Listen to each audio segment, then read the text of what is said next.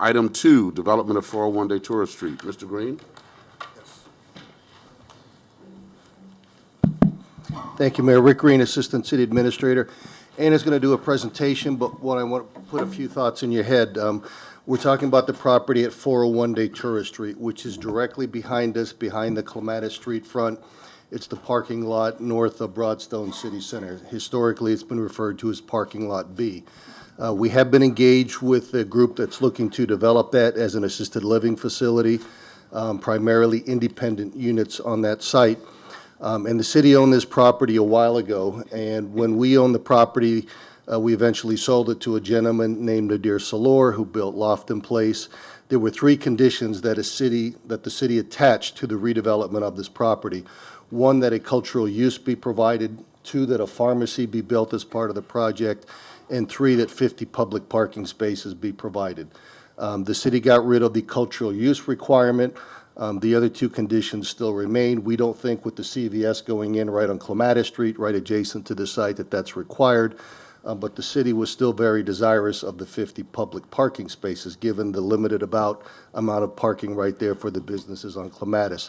At the same time, we were also doing trash pickup for those uses on this property. So we think we've developed and worked with the development group, and they're here today for a very creative solution, but we need your direction because they have to finalize their architectural plans for submittal to go through the entitlement process and building permitting. So we just want to run this scenario by you to make sure you're on the same track, and with that, I'll turn it over to Anna.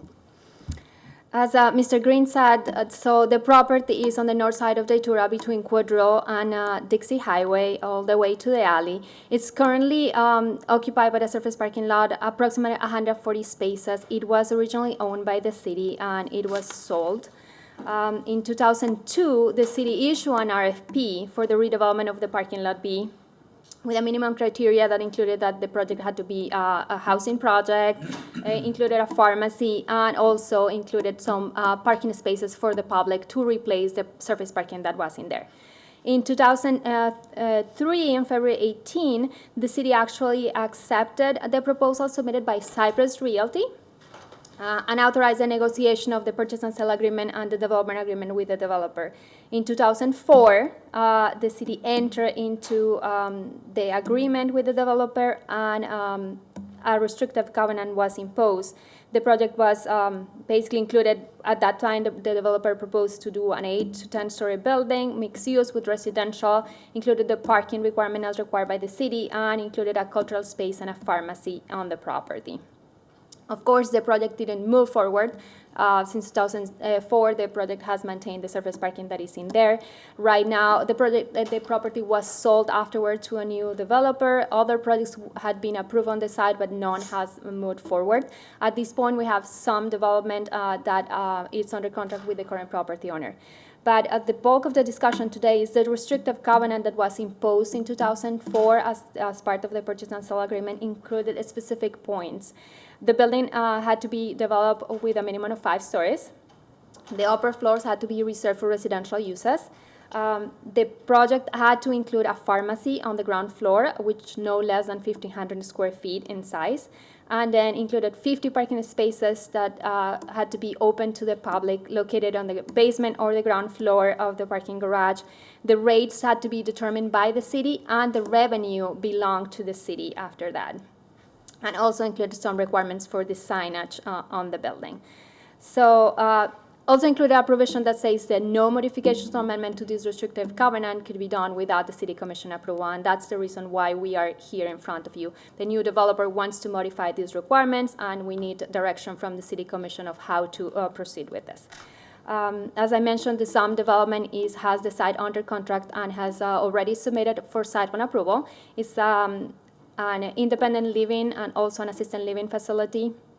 8 stories, has 100 units for independent living, 36 assisted living units, and 20 for memory care units. The project is designed as a fully valet service, so the public will not be able to access directly the garage, but all the residents and guests for this building will have to basically use a valet service that has direct entrance from the alley.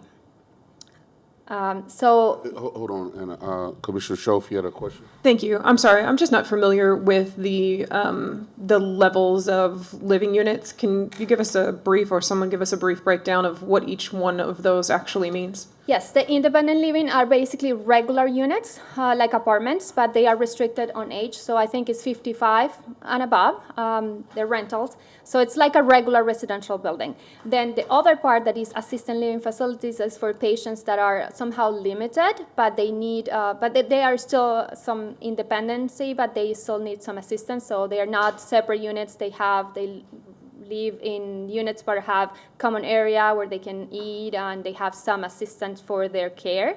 And then the memory care units are more restricted, are patients that are not self-sufficient and they need basically assistance 24 hours. Generally, you start with assisted living and then you migrate into memory care. My father went through the same thing. So when you get to the point of memory care, you're requiring full-time medical staff, Pretty much, yes. of which will not reside at this building? They would be working there, not necessarily living there, Okay, yes. thank you. So what we want to go is all the conditions of the restrictive covenants to determine how do you want us to proceed with this negotiation. Based on the 5 restrictions, we have basically some of them that are already in compliance. The building, it will be 8 stories, so it's in compliance with the restrictive covenant. It's a residential building, so they are also in compliance with that. We believe the pharmacy that was originally required, the developer is proposing to remove it. The CVS is being constructed across the street, so we don't think it's worth it to impose this condition any longer on the project. So the applicant is proposing to remove that condition, and staff totally supports that. And the last one, I'm going to skip over the parking, but the last one is regarding the signage. We believe the signage can be regulated by the current signage regulations of the downtown master plan, so we don't need any addition of a special provision for this. So in reality, the only restriction in the restrictive covenant that has outstanding issues right now is regarding the 50 parking spaces that was required to be open to the general public, located in the basement level or ground floor of the building parking garage, the rates to be determined by the city, and the revenue shall belong to the city. This is the language that was included in the restrictive covenant. So staff is looking direction from the city commission if you want us to basically proceed and negotiate some modification of this regulation with the applicant. At this point, the applicant is proposing for compliance with the requirements to, one, provide an enclosed and secure air conditioning room for garbage and compactor recycling container in the alley that it has been derived from discussions with the staff of the need that the city has. The price of construction for the dumpster area plus maintenance is equivalent to the 18 parking spaces. They are also proposing 5 parking spaces located on their property but accessible from the alley. And 12 additional parking spaces will be proposed in the garage, operated and managed by the developer to be functioning as part of the valet service. The remaining of the spaces, there are 15 spaces, the applicant is proposing to pay into the parking fund the remaining of the spaces. And of course, they are proposing to remove the pharmacy from the restrictions. So staff generally supports modifying the 50 spaces to basically make the project viable and adapted to the current conditions. We have discussed the proposal for the trash compactor is originated from a request by staff because of the current conditions. So we support continuing to negotiate this part. And the reason for that is we have, the city has currently the trash compactors located on that property. So if the project moves ahead without this, we'll have to find another location for the trash compactors. And it's difficult on that side. All the properties on the north side are kind of tied, and it will be difficult to find it. So the new project gives the opportunity to work with the developer and find a more appropriate location within their site and put better conditions for that. Yeah, let me add, Anna. So what that means is the compactor would be integrated into the design of the building. So it would be an air-conditioned space that would be accessed by the businesses on Clematis with a swipe card. So it's kind of unique in the sense that it would be an enclosed building and be contained as part of the structure. So it will still be available to the other businesses in the 400 block? Yes, Correct. definitely. It will be the compactors for all the businesses in the 500 block, but it will be a much better facility that we currently have on that block. Will be air conditioner, secure also, so the issues that we have with people dumping the stuff next to the compactors that will not have, it will be a secure card. And the developer is offering to basically manage it and maintain it clean and operated. So staff is in support of this. Exactly what is the equivalent of how many parking spaces that equates, which so we'll have to run those numbers and negotiate and go over. But in general, the principle of replacing some of the requirement for parking spaces for the provision of the parking, some of the parking spaces for the provision of the dumpster or the compactors area, it's a good option. In addition to that, we think it's a good option to modify the exact requirement of asking for the 50 spaces on the site, on the parking garage, because of the conditions, particular conditions of the project. In general, staff would like to try to maintain as many parking spaces on site as possible. So we have worked with them on the site plan to be able to accommodate 5 parking spaces that are accessible from the alley, close to the Dixie side. Those spaces will be metered, so will be for the general public, so we'll be kind of trying to replace the easy availability of the parking spaces that are right now on the side. The additional spaces, we have been discussing with the applicant to provide some of the spaces through the same valet parking that they have. At this point, they have over 12 spaces on that system. They are suggesting the parking spaces will be operated and managed by them. Staff is suggesting that the parking spaces will have to still be available to purchase by the public through the city pool system. So when somebody is looking for a space in the parking garages, so they could go, so the parking administrator knows that there are 5 spaces in this building available. Because if not, nobody will know that there are parking spaces available in that garage. So it will have to be kind of somehow coordinated, the availability of those spaces through the parking administrator. How will the city receive revenue from that? I mean, are they metered or?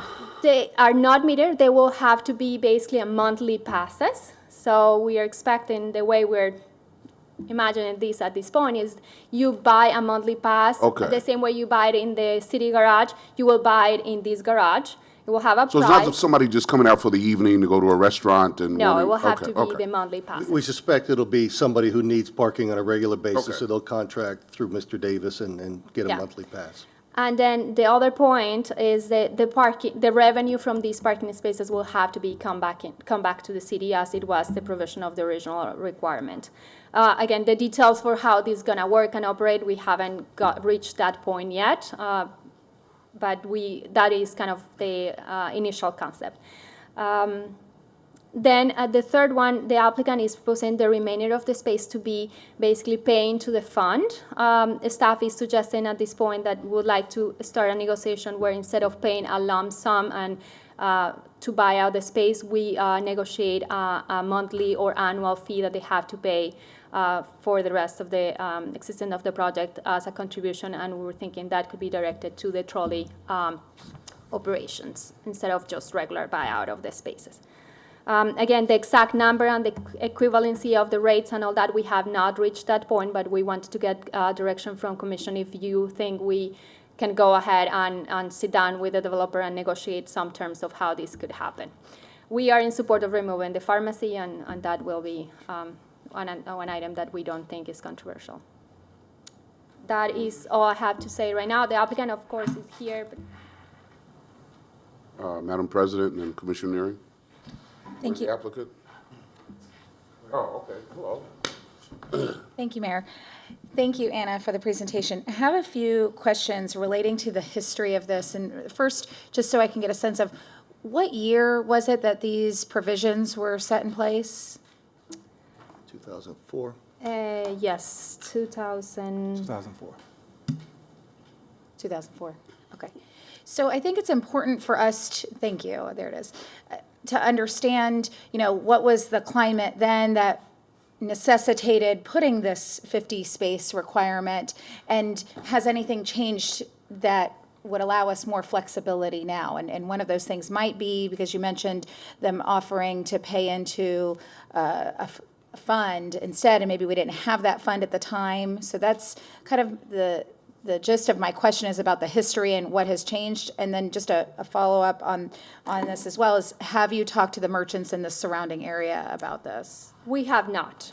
We have not talked about the removal of the parking. I mean, this was approved by the City Commission in 2004, so the expectation was this parking lot as it exists right now will go away eventually. I mean, I'm sure the city wanted it to happen much earlier.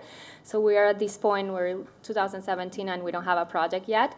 But the agreement was 50 spaces. And I mean, I was not here when that happened. What we understand is the desire for the city to still maintain at least 50 spaces on site. The purchase price, we understand, was reduced for those conditions that were imposed, and that's why we would like to maintain somehow some of the space on site and negotiate something with the developer. And if you go back to the aerial, Anna, you'll see that, before the CVS space was occupied by Ultimate Gym, the majority of the folks that were using that gym were parking in parking lot B. So I think the demand still exists today, because when the CVS comes in, again, they're going to be limited in where they can park. The 5 metered spaces that Anna referenced, as she mentioned, is along the Dixie side, but it is just south of the CVS. So we see that as an opportunity for people to park directly behind the CVS, walk up Dixie to the store itself. But it's on the northeast corner, if you will, of the parking lot. Yeah, So we I mean, think- the current site plan is proposing some of the parking spaces on this side, the 5 parking spaces that will be open to the public with easy access from the alley in here. So those will be the ones that will be available on a meter, just quick run.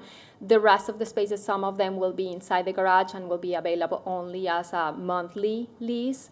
And then the rest of the remaining 12 spaces that they say they cannot accommodate in the site, we are proposing to get a monthly contribution to the trolley fund instead of just a simple buyout of the spaces. The developer would like to just do the buyout. And you see the challenges on the sanitation pickup, because a lot of the buildings run from Clematis Street directly to the alley. There's an alley that runs through there. So there's very little space in some of the businesses to locate an actual dumpster. So we thought this would be a good compromise as well. Commissioner Neary?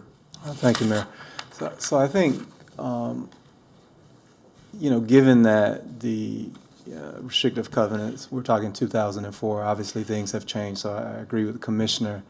But if I look at what we put in place, or what that administration and commission put in place, there is, of all of those items, there is one item that we still continue to talk about in this city, whether it's perception or the reality, and that's parking. So I think a pass on the pharmacy, obviously, with CVS going in, that makes a lot of sense. There was another issue in terms of the restrictive covenant that just is a no-brainer. But again, to me, as I'm out and conversing with residents and business owners, parking still, again, whether it's perception or reality, still is a hot-button issue. So I want to just say that. Secondly, so we would be, as I understand it, currently 140 spaces. Yes. The restrictive covenant is 50, and I realize that's why we're here now to talk through this, but I'm counting maybe 17 5-meter parking and 12 valet. It's kind of on the table, both from the developer and the staff input around this. Yes, right now the proposal is the dumpster or compactor will equate to approximately 18 spaces. Can you go to that slide? Can you pull that slide? Yes, that slide is.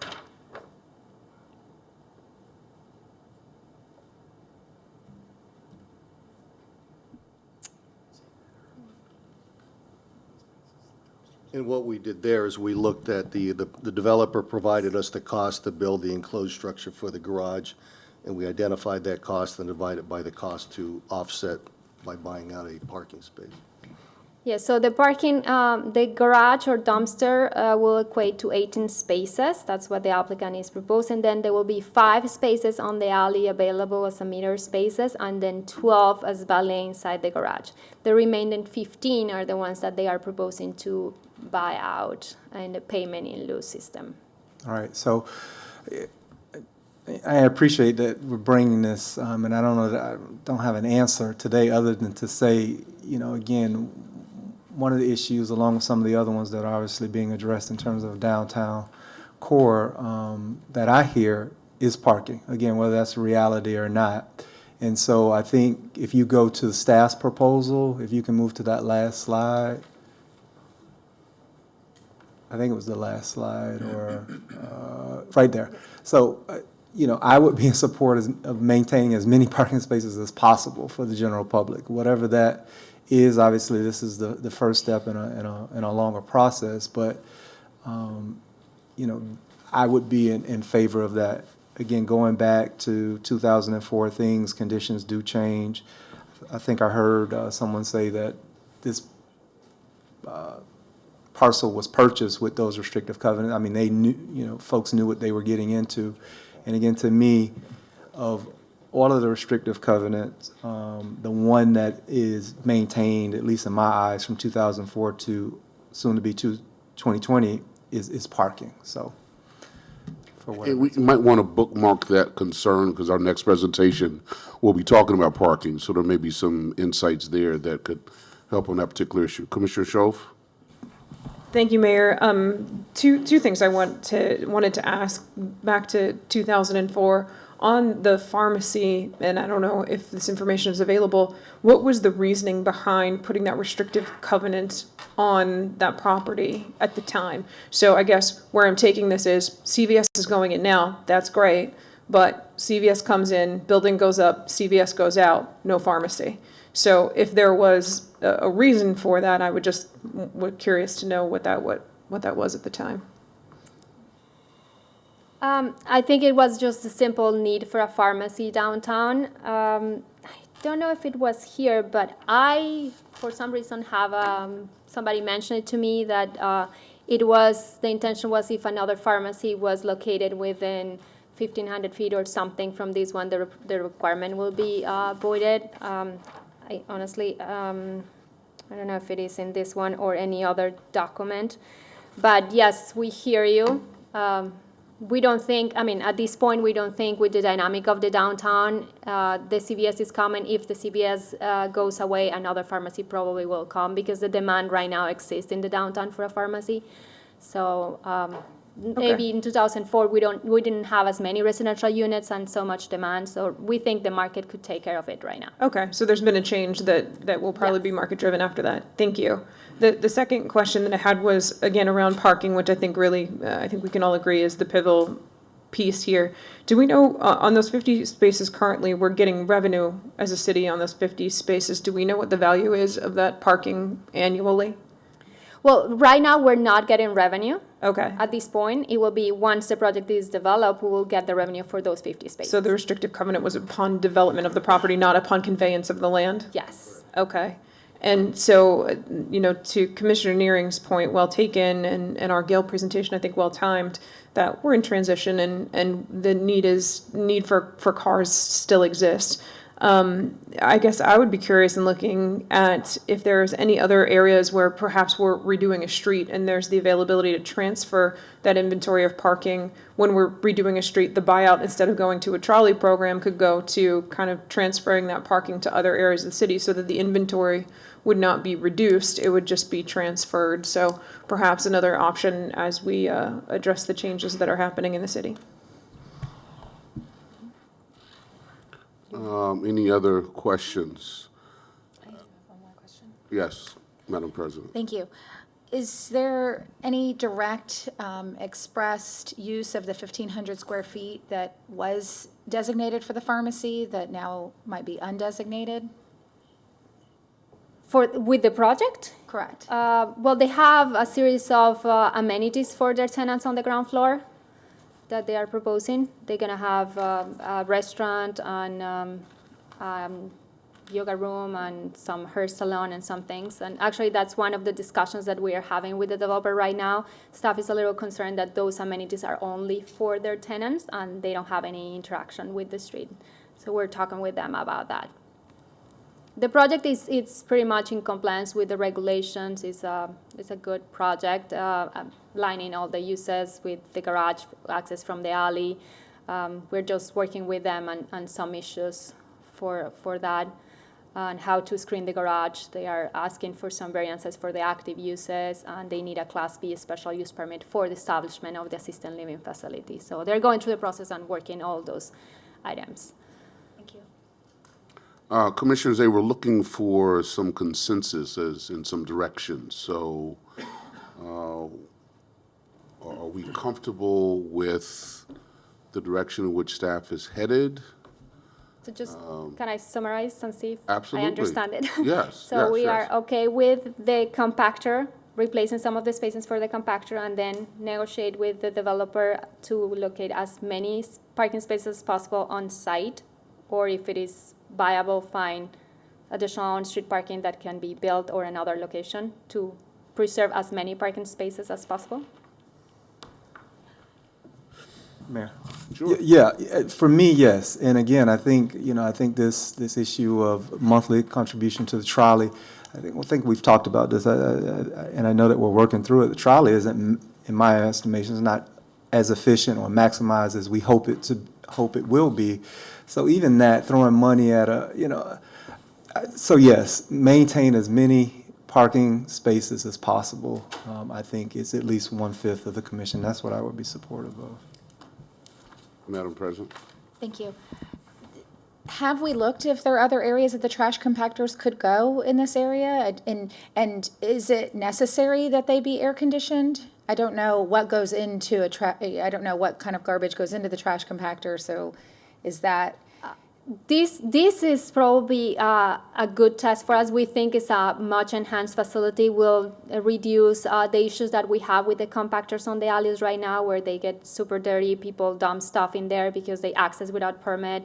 Even the businesses around the Clematis, they will pay an additional fee. They pay right now an additional fee to provide that, to get that service. So we think this will be a much better facility and kind of a showcase for the rest. If we want to improve the conditions of the alley and make them more walkable, making the compactors in an enclosed AC area it's the way to go. This could be a prototype for other blocks.